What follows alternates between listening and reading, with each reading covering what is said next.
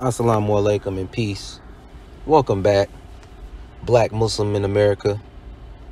This is your host, Bilal Mujahid. Back at you once again. Back outside. Don't mind the background noise. It's the hum of a food truck. Don't mind that. But don't forget to like, subscribe, and share.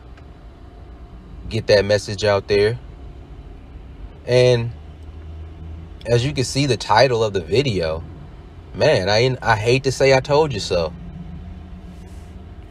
I don't know if you've been keeping up with what's going on these Twitter streets, but just as I predicted 3 months ago, you can go back and look at the videos 3 months ago. And just like I was talking about this group, Secure the Tribe, I told you they was some agents. They real agenty. I told you they some agent provocateurs. I spoke on how I don't trust them. And, you know, the reasoning, one of the first reasonings I didn't trust them was because they were coming at the new black media off top. When, like I said in the last video, when Jason held those spaces of over 5 hours, like 10 hours worth of material, they were blatantly misconstruing his words and saying what he didn't say. So I knew then this group was not to be trusted. And sure enough, you know, it was little skirmishes here and there. They would say slick things, throw rocks and hide their hands. But sure enough, finally it came to a head and they were fully exposed. There was already messages from some of their leaders like Mel, who was tweeting F Tariq Nasheed. And then he came back and apologized.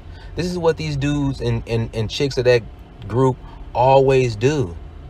They say little slick stuff, and then they come into Tariq's Twitter spaces, and they're coming tucking their tails. It's pathetic.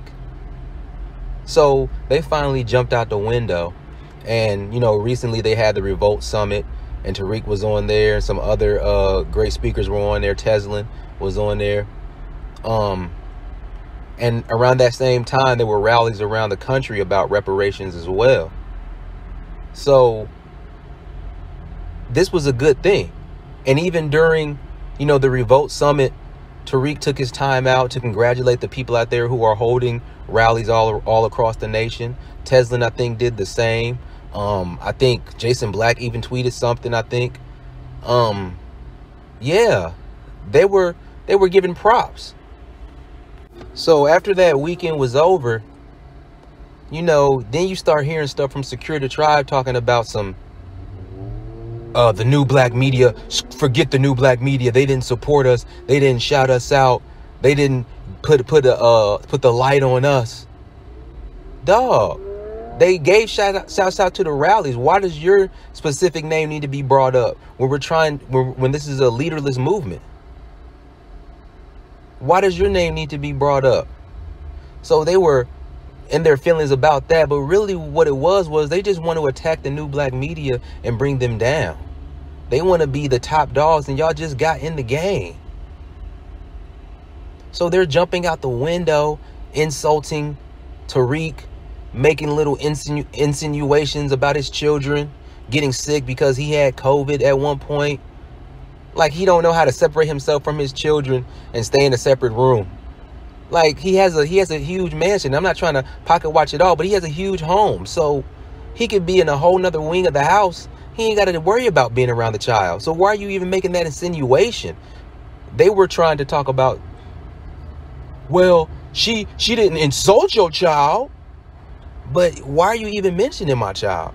You're insulting me. And as many times that you've insulted me being Tariq, as many times you insulted me. So now you're throwing my child in the mix for what reason? She's, you know, their female leader, Yaya, she said slick stuff about his wife as well. And that's the thing. This is some matriarchal, goddess woman worshiping lame group. They remind me of, you know, like Carbon Nation. They remind me of them. They are so women worshiping, and she puts a battery in their back, and then they jump out the window, and then they come back to the space, you know, seeking forgiveness. So they finally jumped out the window, and Tariq did a space on it, and he got some YouTube videos about it, and he went in on them and destroyed them. They're done. And to me, like I said, they were some agents. They were sent in to try to groupify foundational Black Americans, to try to make us seem like a group. So they made their own little group of alleged foundational Black Americans called Secure the Tribe, and they're the leaders of it. And then they're out here talking crazy in Twitter spaces, talking about pulling, getting at people. So why are y'all doing this? They were sent in to groupify the foundation of Black Americans and make us look like an extremist group, so that now they can pinpoint us as a group when it's just a lineage.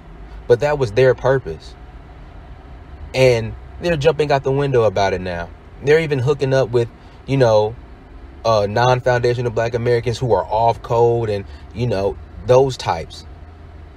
Even one of the leaders, allegedly male, has some Haitian ancestry. So, like I said, when I was back 3 months ago about them, I said their voices have like this distinct cadence and sound to it. It doesn't sound really FBA. Even if they are FBA, it sounds like they hang around a whole bunch of non-FBAs. And they said some of the leaders is married to white women and they married to non-FBAs.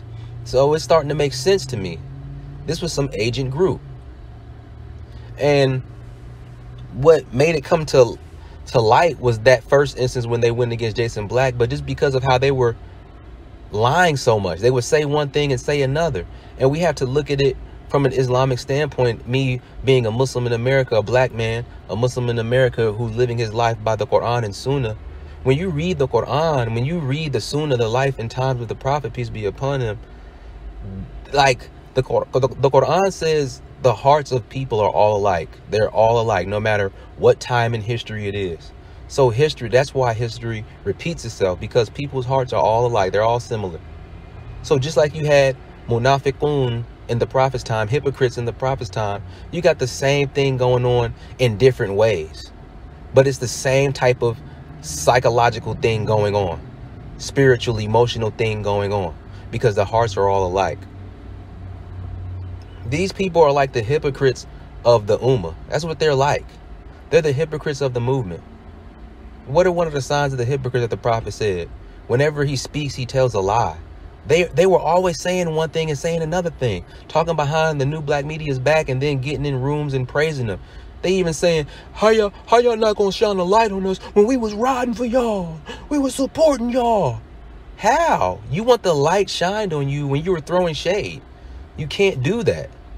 So just like the hypocrites in the time of the Prophet, they would say little slick things behind the Prophet's back. And, a believer would catch them like, oh, what'd you say? No, I'm going to tell the Prophet. And they knew they was caught up. But then when the Prophet called them forward and, was asking about it, oh, no, I didn't mean it like that, Prophet. I didn't mean it like that. These people are doing the same thing.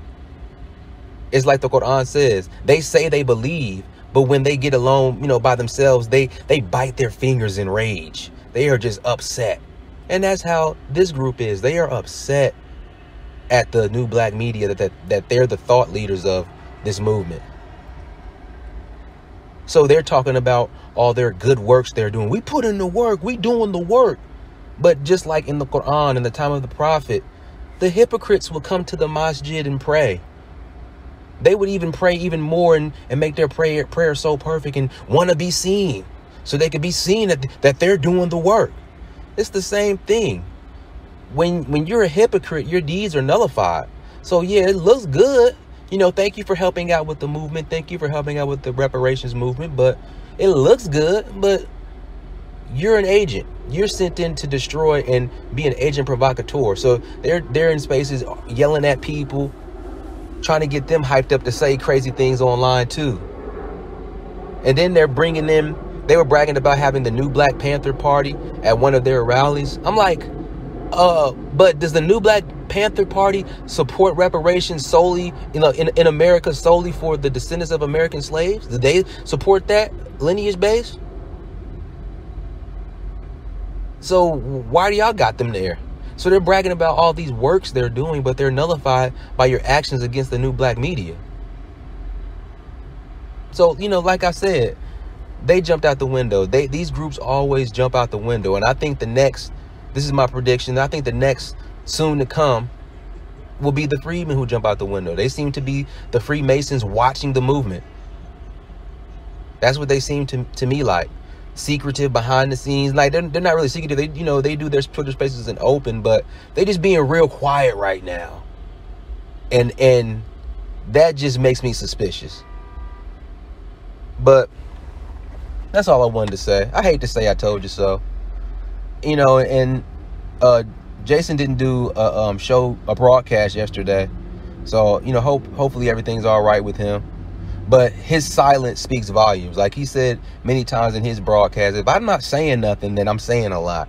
So the fact that he's not even speaking on them is saying a lot. And I still think he's still going to come out and drop some funk flex bombs on them. But we shall see. Don't forget to like, subscribe, and share. Thank you for tuning in to Black Muslim in America. This is Bilal Mujahid signing out. Peace and assalamu alaikum.